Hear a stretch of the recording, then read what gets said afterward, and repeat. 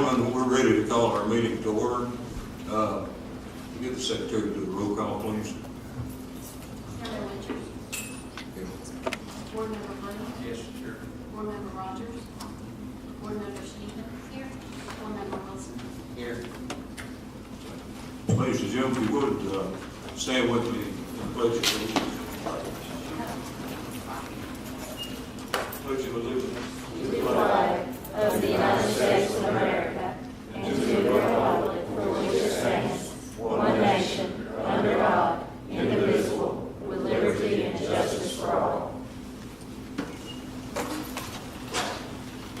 Folks, if you would, put your cell phones on silent. I'm glad mine didn't ring when we just got started in a couple of minutes. I just put mine on silent. We're here tonight, or today rather, for an emergency call hearing for the property at 1503 McDonald Road, and which is a Waverly Motel.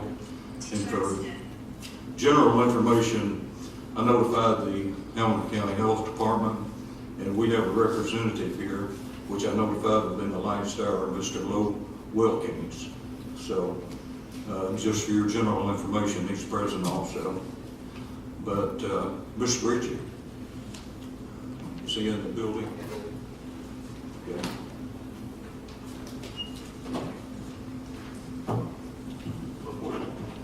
Before we start, is anyone going to be testifying for the school swear?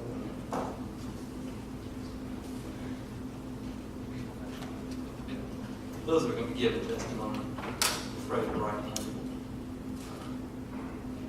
Swear to tell the truth, the whole truth, and nothing but the truth, so help you God. Mr. Ritchie.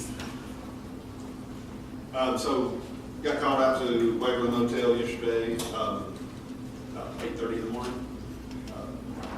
It was on a tenant that had been there since October. Had an interior inspection of her room and found numerous violations in there, including electrical, insanitary. Talked to the manager. He allowed access to the other rooms. Went through and found numerous violations that the fire marshal and the chief code official will run you through. Out of the 20 rooms in there, we were able to have access to 19 of them. As far as life safety violations, we found 3 working smoke alarms. The rest of which are missing or inoperable. Fire extinguishers on the property hadn't been inspected since February of 2018, which they would have come to in February of this year. Extension cords used as permanent wiring. Missing or broken electrical plates. There were some electrical junction boxes in the ceiling that were missing protection as well. Okay. If you would state your name for the record, so what is it? Mike Flynn. Mike Flynn. Yes. Okay. We have the owner and representative for the property at 1503 McDonald. Council, Rob Carter, Spears Warren. I represent the owner, Mrs. Roshan Patel. He is the general manager. Okay. His name again is what? Roshan Patel, Roshan. Roshanpatl. Okay. Now, the agent in charge of this property is Ramel, is that correct? R-A-M-I-L-A? Ramella. Ramello? Okay. Is he available also, or It is a she. it's a she? He's authorized to speak on behalf of the owner. All right, you got numerous violations here. Without going down the list and everything, do you have a plan? Yes, we do. What's your intentions? Today, well, yesterday I received a call from Mr. Patel explaining that the city had just been there and notified him of some violations. He removed numerous tenants who were in rooms without operable smoke detectors. Mr. Patel has purchased new smoke detectors for every room. Today I went through all 20. I had access to all 20 rooms. I took photos of every smoke detector in every room. We tested them. I was there. They are operable, all 20 of them. The fire extinguisher has been replaced. It has been tagged as of today. I have the name of the individual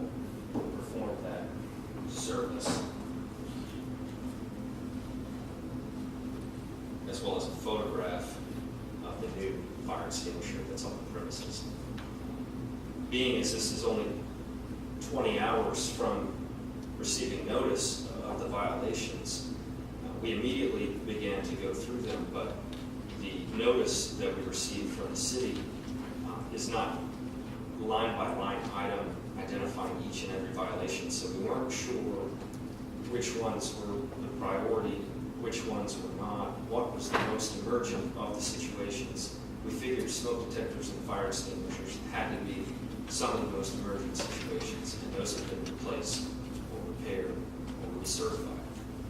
The other issues in the apartment or in each hotel room are being addressed. As of this moment in time, I can represent that there has not been overhaul to each room. There simply hasn't been time to address each issue identified in the report, and frankly, we don't have a report of each issue in each room, but we are committed to complying with the ordinances. We are committed to bringing everything up to code and to the regulations that we're required to do. And we'd just like to work with the city to make sure that everything that we're doing moving forward is in place to make sure that we are compliant, that this does not happen again. Your name's Patel also, right? Yes, sir. I always get that confused. Is that your given name or the one everybody takes here in America? Okay. I understand that the fire marshal's come up with some other violations since this main report, such as the water heater, no exhaust on it, etc. But it's my understanding you're licensed as a motel, right? It's not an extended stay. I'm just curious how this property got this way to start with. By that, do you mean how it became a motel? No, how it became have so many code violations. And it's my understanding Hamilton County Health Department has to do 2 inspections a year. Have they passed every one of your inspections, or do you know the last time you had an inspection? Have you been the resident manager there Yeah. for the whole time? Every year. You have 1 a year? I think that, okay. Okay, do you recall when the last one was? Okay. Probably over 6 months. I was talking to one of the other housing commission members a few minutes ago. There's been 91 911 calls to that property in the last year. Well, from January 1 to yesterday. This year, 91 And that- 911 calls. That doesn't include the ones where they drive by and see a stolen car parked in the parking lot and address that issue. That's just calls to our dispatch 911 calls. I think I can speak to that to some degree. Is the hearing today on code violations, or is the hearing today on more than code violations? Well, here today before the board is where we're going to, what the board's decision is going to be, as far as you maintain and keeping your doors open. Right. Part of the police calls can be the result of the location of the premises, not necessarily the clients of the premises. The location, as you all know, is just a few hundred feet from I-75. It backs up to a gas station, and it's on a main road. There are numerous reasons why there could be police calls to that place, not the least of which could be the motel itself calling for law enforcement because some suspicious activity has happened upon their property. This is not a gated community. Right. This is not access control. This is anyone can walk up to this. Any stolen car can be parked in this lot. Any number of reasons why the police could be called to this premises that have little or nothing to do with the motel itself. There are probably instances that occur at the motel as well, and I'm sure we'll hear about them today. But Mr. Patel has taken it upon himself to report suspicious activity to local law enforcement. He has temporary restraining orders against certain individuals that he has noticed come upon the property and are a danger to society. He is watching out for not only the guests of his motel, but everything on his property. He's there too. He does not want to be in any danger. I'd like to give the other board members the opportunity to ask any questions they might have. I have an initial question that actually has to do with the police call yesterday that precipitated this. How many folks were arrested yesterday that were residents of your motel? My understanding is there were 2 people arrested yesterday, neither one were residents of the hotel. But were they staying with residents in your motel, right?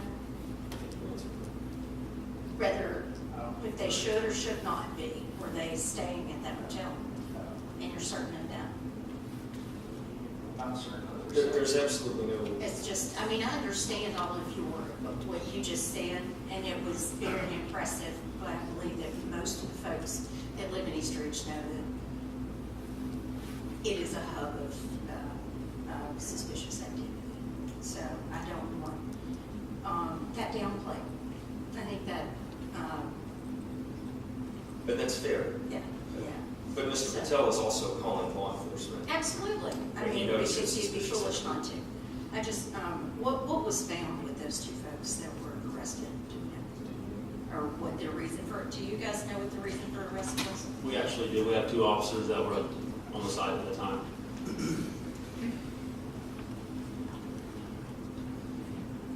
If you would, just state your name for the record, please. I'm investigator David Meyer. Investigator Mark Burke. Yesterday morning, I drove through the parking lot, suspicious vehicle, white male sitting in the passenger seat of a car, waited for a few minutes, he didn't move, I drove back around, parked, got out and walked up to him.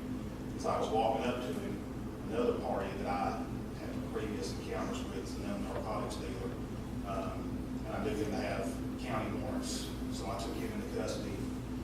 We conducted a search of his car, found 18 grams of methamphetamine, some drug paraphernalia. They allegedly had come out of a room that was a longtime resident there, right? Who confessed to us that she prostitutes out of that room to help pay her bills because they pay her, I think she said $50 a week plus lets her live there. They were $50 for what? For cleaning. For cleaning? Yeah, and then lets her live there, and she's, of course, she can't afford to eat on $50 a week, so she prostitutes on the side. Out of the For motel? reference, that's next door to the manager.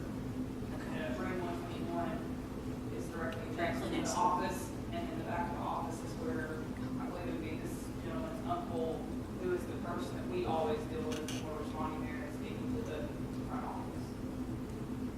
And are you guys with East Ridge? Yes, working with crime suppression. And, so we've got a known prostitute living there, and these folks that were arrested yesterday are fairly certain that they came out of her room. One of them, the other one was. Do you think that they were staying there with? The second arrest stemmed from when we were accompanying codes enforcement around to do the checks. We had a female answer the door in room 110, and in order for them to go in there, we asked how many other subjects were in their room, because these rooms typically have 5 or 6 people in them, and given the situation, it's not very safe for these codes enforcement people to go in there and not know there's people in the bathroom, there's weapons, whatever. A lady answered the door, and I asked her, I didn't step in the room or anything, I just asked her, hey, who else is in here right now? How many people are in here? She said, oh, just my husband. But there was a mirror directly behind her with another female. I said, who's the female behind you? And she gave me a false name, which I knew to be false because I was already told who was in that room. She ended up having extraditable warrants out of Georgia for a felony drug conviction. So how many folks are supposed to be, what does the law, well, either of you can answer this, but how many people does the law allow you to rent a room to? How many people can be in that room? And are all of your rooms the same size? Yes, ma'am, all the rooms are same size, and some of them are king beds and some of them are too high. So what's the maximum So maximum 4. occupancy? 4? And you're finding more than 4 in most of these rooms? Thank you. My first question would be for Inspector Howe. What is the square footage requirements for those rooms and the number of people can in there occupying that room. So there again, for one person, you're gonna have 70, well, a room itself has to be a minimum of 70 square feet. For each occupant after that is 40 square feet. Just 4 people, is that appropriate in those classrooms? So the existing, when they were built during that time, yes, they are. So it's the existing building, yes, it can continue that way as well. All right, my understanding, this is a motel, correct?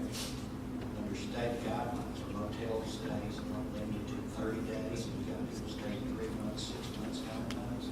You're openly violating the state law. There were some people who have overstayed. So what check and balances are you going to put into play? Well, first, let me ask Mr. Taylor a question. Do you consider Waverly Motel a public nuisance? Yes or no? That's all I need. No, sir. Okay. Well, the community does, and the residents of the city do. I won't even stop at Mount Cut to buy gas because people come from their motel over and harass me. And when I'm trying to buy gas, I give them money and change and things. I know city employees will not use their city credit card to buy gas there because they get harassed by the people who are coming. And I know, Mr. Carter, you made the comment that it helped you without seeing anybody. Yes, we have the most widely traveled interstate routes, but the neighbors in that community down there are tired of this. I was down 3 houses down from the motel for several days doing some things with a friend, and I left some tools in the back of my truck, and one of the neighbors came out and said, "You're making a big mistake because when you go in the house, somebody from Waverly could steal things." You know, it's sad that we can't leave things sitting in a driveway in our own vehicle and have to worry about it. So what kind of check and balances are you going to put in place to clean the clientele up that you have there at the hotel to clean this facility up? Because you don't say it's a public nuisance. I guarantee you there's probably 20,000 people in this city that choose to disagree. In terms of its location, I do want to remind everyone that there is another multi-residential type unit next door to Waverly. We're aware of that and we're dealing with it. Right now today, it's Waverly. It's not anybody else. You're not a victim today, you know, of somebody else's behavior. You're a victim. I mean, you know, first of all, you don't know how many inspections that you have from the health department. To me, I look at you as being an owner or the manager of that property. It's the same thing as me driving down the road in my car. I'm responsible for all the occupants in my car, their behavior, any paraphernalia, anything illegal or legal that they have on them. You should be doing the same thing with your business. You know, we have codes, in effect, I've looked at the pictures that we've seen. The place is disgusting. Would you live there? Or if you had children, would you let them live there? There's 6 children living in that hotel right now. Is that still accurate to the truth?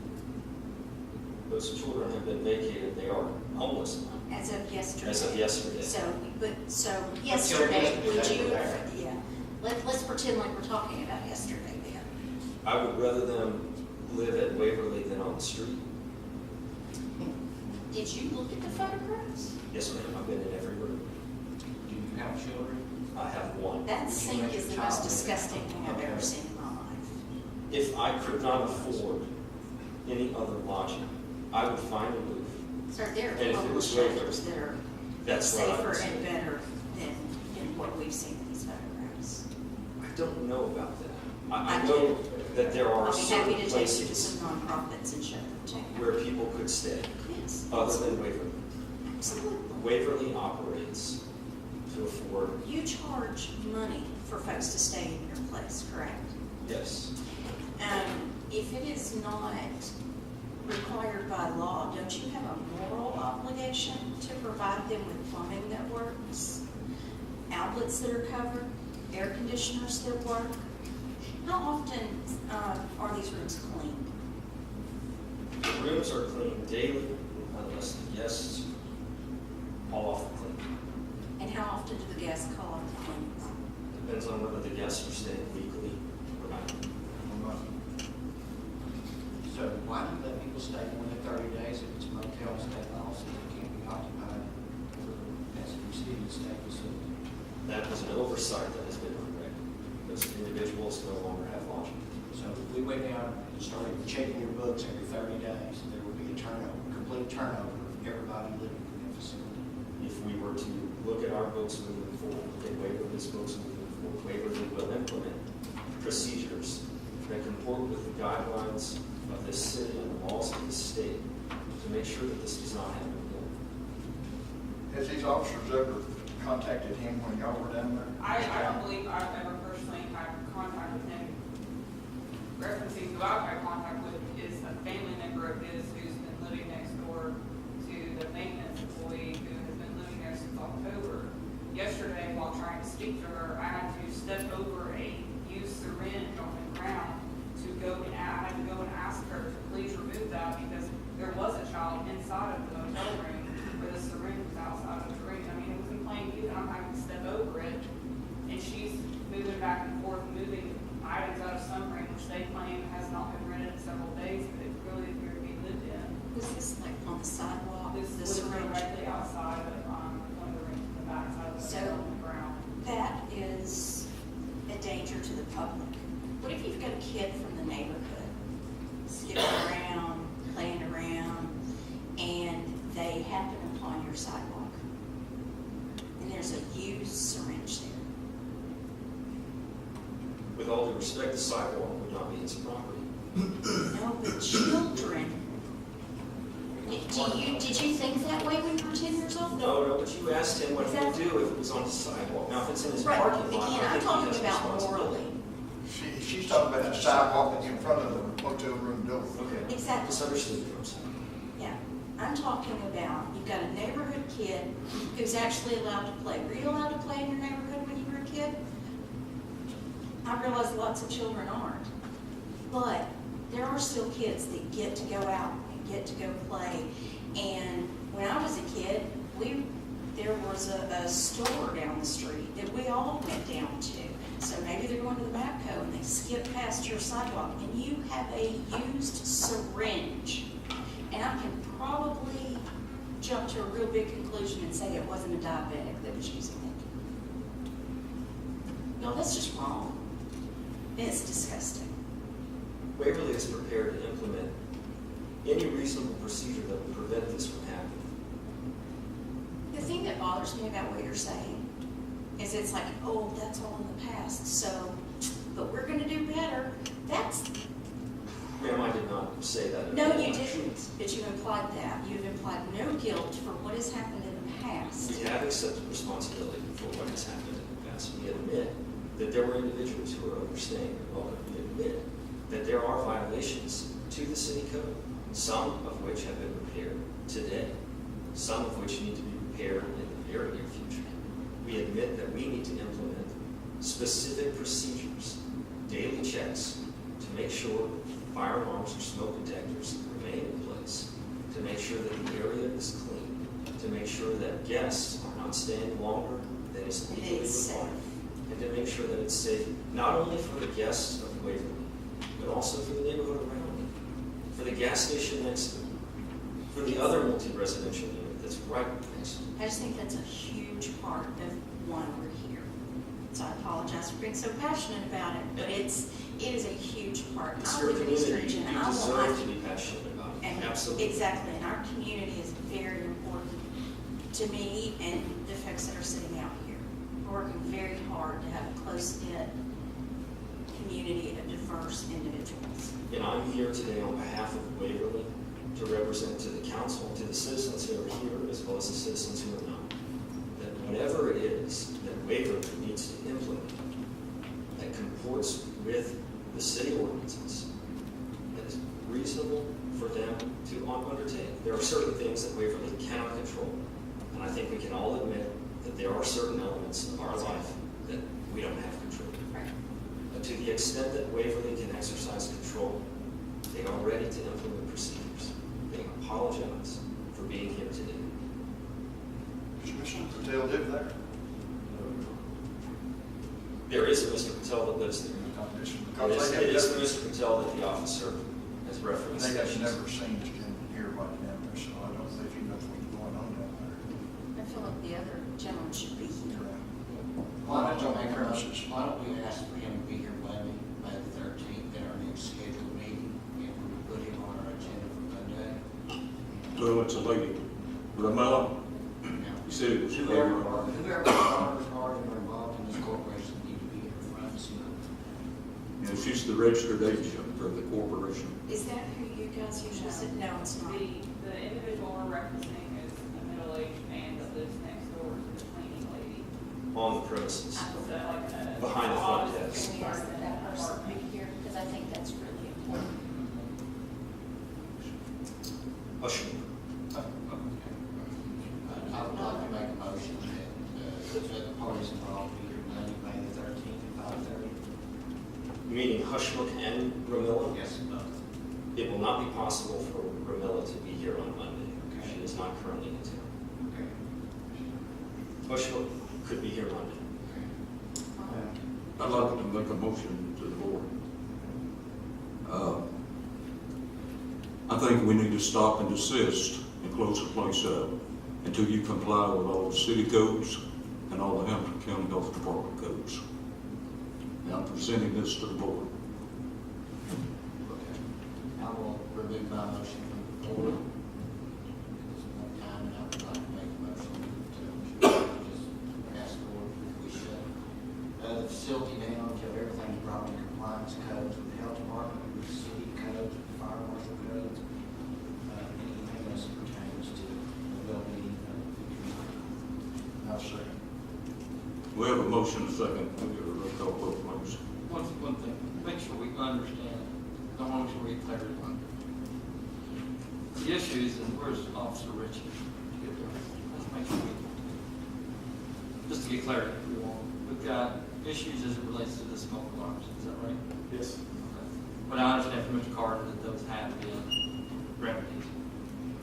As I understand it right, issues as it relates to fire extinguishers, have those been, okay, we understand. One thought would be, Pest infestation. is that, Officer Richie, is there pest infestation that you all saw when you were there? Yes. It's on the report. There's definitely plumbing issues. Plumbing, drain. Any idea when you think those could get repaired? Any idea when you think those could get repairs? Yeah. As far as the emergency, since plumbing is not an emergency, the only thing left that was an emergency is the water heater. Yeah, so I was, Michael Howell, Chief Building Official for City of East Ridge. I was present during the inspection as well. Mike did all the fire and property, and Charlie did property maintenance, so I did the building inspection on this. So during that inspection, there is a mechanical room on the west side of the structure that has 2 fuel burning appliances in there with no makeup air being provided, which it does need. You do that. There is also an M cable, which otherwise known as Romex, exposed in that area, which needs to be taken care of as well. The exterior building also has some non-metallic cables that was exposed, not ready for that outdoor application. The center of the building also contains a chase in that, which contains all the plumbing and all the service panels. You have to maintain a distance from all these service panels that are in this chase. They have different items that are blocking this. Several plumbing leaks inside that chase as well. That's a seal plate has, it's starting to deteriorate along some wood studs. It needs to be addressed as well. Other than that, there were several units, the plumbing fixtures in there, the water closets were loose. You had duct tape as a repair for tile on the shower compartment, that's not a proper fix. And that could be addressed in a timely manner and fast. And those are basically all the violations that I noted during the inspection. Air conditioning cords that were cut and taped back together. So yes, there was one PTAC unit there that had been spliced, and it no longer has a UL listing. Once you cut that cord, that unit needs to be taken out, and a new unit needs to be installed. But the units inside them, some of them didn't even have the covers on, did they? It was just an exposed unit sitting in the wall. Right, there were several that didn't have covers on them. Some of them did. The covers weren't attached. They've been pulled off over time. But they need to stop, and they need to sort of regroup and get them some responsible management in there and get this place up to code. I mean, that place is disgusting, Now, keep in mind with the plumbing issues, you're talking about blood-borne pathogens in places that people at risk. You're looking at hepatitis A, B, C, G, D, you're looking at HIV. It looks like sewage in that city. That's unacceptable. The notice that we received at the very top is a notice to repair, clean up, demolish, 30-day notice to comply. That is the notice, 30-day notice to comply. I would request 30 days for us to bring ourselves into compliance so that we make sure that we're on the same page. At this point, we have our first list, and some of these we understand, we know these repairs need to be made. But there are some repairs, the water heater, I'm told the fuel burning water heaters are not operational. Those are Yeah, but the defunct. rooms are not ready to rent to anybody in the public. You know, you still got 30 days to repair it. That's not a problem. You know, but renting to the public, doesn't make sense, you know. Let's just close it for 30 days. You need to just stop and renovate and get your ducks lined up in a row and then reopen. I wouldn't bring any of my friends or anybody out of town to stay at that place. Wouldn't recommend it. And it's a shame to have people come off the interstate trying to rent a room like that. I think it's a health hazard myself. You look at these rooms, it's got, looks like raw sewage, AC units in the wall without any covers on them, no filtration in them, the electrical cords, insulation out of your storage room where some of the other water heaters are. That place is really going downhill. It's been neglected. You need some responsible people in there. They're going to run a motel to take care of it and keep it up to code. But that's my opinion. It hasn't happened in the last month. Yeah. This is, 6 months. this is, that's years of neglect. When you've got food, cleaning materials, medicine sitting on countertops, you've got electrical outlets that are underground, ground interrupter circuits within 1 foot of a water faucet. There's just a lot of things that need to be taken. If you're going to operate a business in our city, if you're going to operate one that meets the codes and the standards of the city and Hamilton County, you can't do that, and you need to close the building and sell the property. It's not too much to ask. You're placing a burden on our citizens. Each time that we have a call down there, there's 22,000 other people placed at risk because there's 2 to 4 police officers stuck down there for 1 hour, 2 hours, 3 hours. There's one that come today, when one of our officers, the first responders, goes in down there, somebody pulls a gun or a knife, and we have someone that works for us. That's unacceptable. And that burden is on Mr. Patel since he's here representing the hotel. And it needs to stop, and it needs to stop today. And with that being said, I'm good with shutting down for 30 days. You make the repairs in 30 days, we'll come back and look at it. If we have to, we as a group go down with the building codes inspectors, fire department, and look at the facility. It needs to be cleaned up, or it needs to be closed.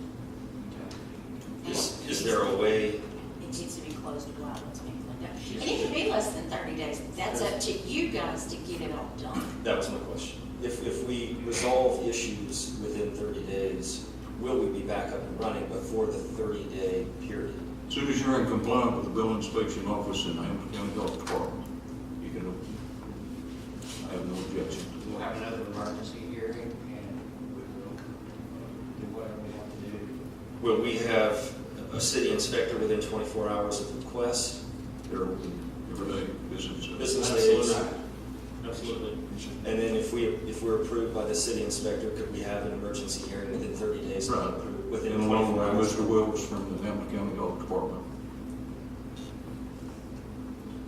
Okay, we have a motion. Well, one thing, we're gonna have the hearing on Monday. I think I would recommend, and if I understand Mr. Carter, they're already taking effort to get this modified, cured.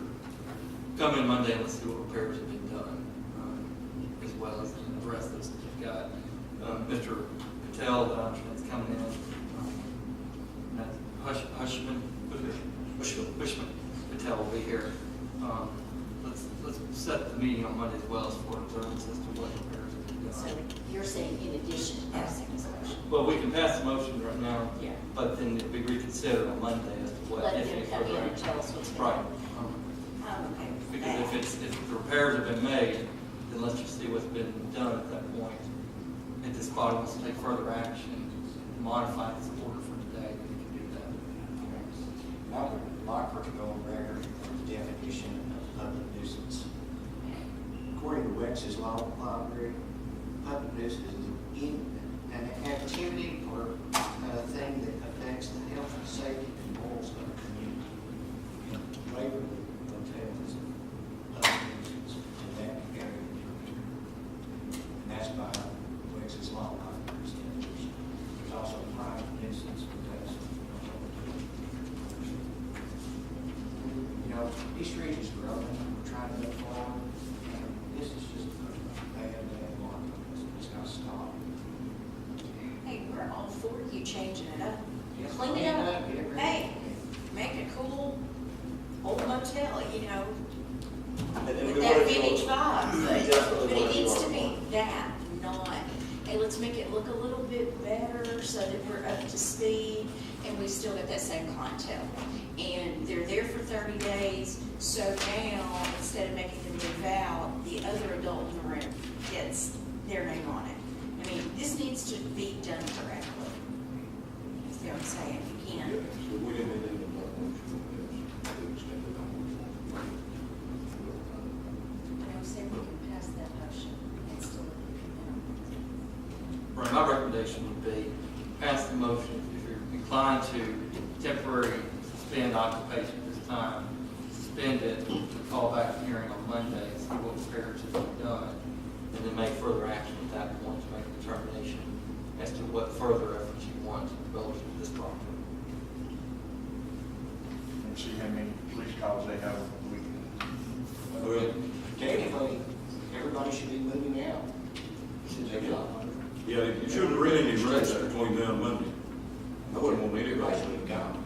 Well, and the folks that are there, yeah. One other thing I might mention to you while you're here, your certificate, your limited liability certificate from Department Secretary of State has never been recorded in Hamilton County. I was checking on some of the properties here today, but this LLC, which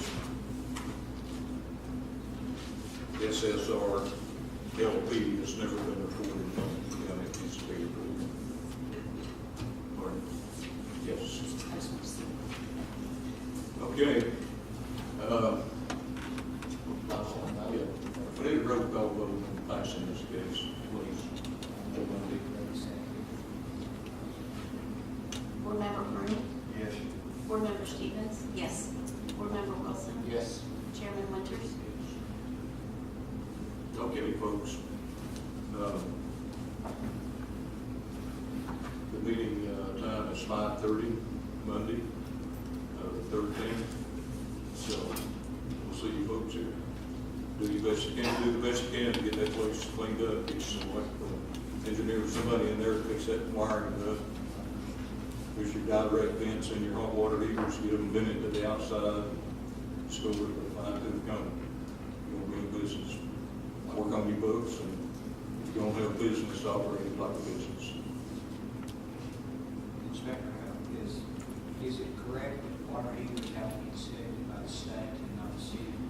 Okay, so to be required to be inspected by the state, they got to be over 100,000 BTU. Then the state gets involved in it. If it's under that, it's us. Is there one water heater for the whole hotel? I believe so, yeah. Is that sufficient? It would depend on the amount of water, how hot the water is coming out of the fixtures. We're supplying the required amount for the property maintenance code. One other question, Mr. McLean. The smoke detectors, do they have to be interlinked and wired under Tennessee, under the new codes that we have set forth today? Since that's an existing building, no, they do not. Okay. Are they loud enough to hear in another room then, since they don't have to be linked? They were. Are they residential ones that you put in there? Is there a difference in a residential and a commercial? Okay. Just wanted to check. And then you can't hear them in the next room. Okay. The way that the premise is built, it's essentially two rows. Right. When the fire alarm is going off in one, the one behind it can hear as well as the two next to it. Do we have any other business to come forward this evening? Mark, do you have anything? No, just we'll get this order prepared so we'll get a copy for you. We'll see back on Monday. We're dismissed.